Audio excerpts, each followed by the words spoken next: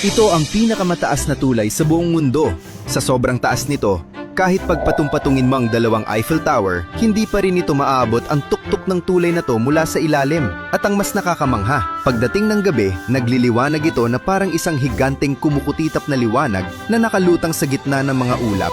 Kumpleto pa sa mga bumubulwak na waterfalls na tumatago sa dilim.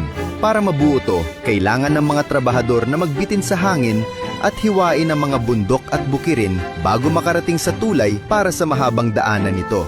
Sa tingin mo, magkano kaya ang inabot na gastos para sa ganitong katinding engineering? Tignan mo to.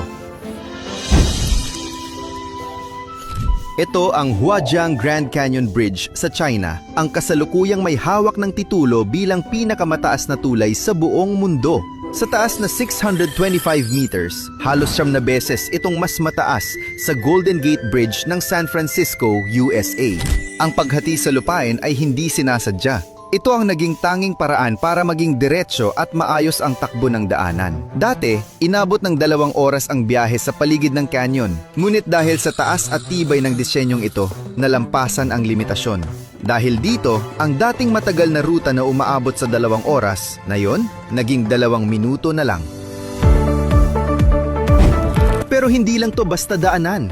Ginawa rin itong isang world-class na pasyalan kung saan pwede kang magtagal at damhin ang bawat anggulo ng view. Meron na itong glass-enclosed observation deck para sa mga gustong masilayan ang nakakahilong lalim ng canyon ng ligtas.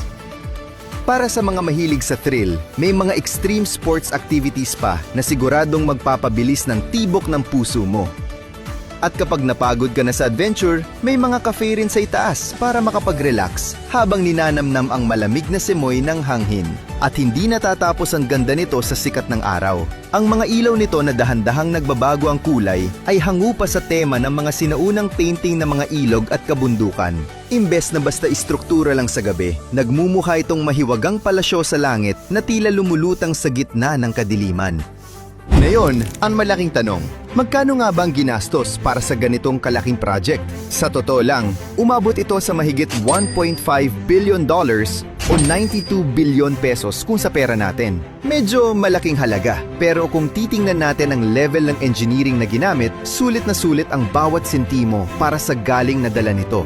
Kayo, ano sa tingin nyo? Sulit ba ang ganitong klaseng investment para sa mga ganitong structure? Comment kayo sa baba at pag-usapan natin.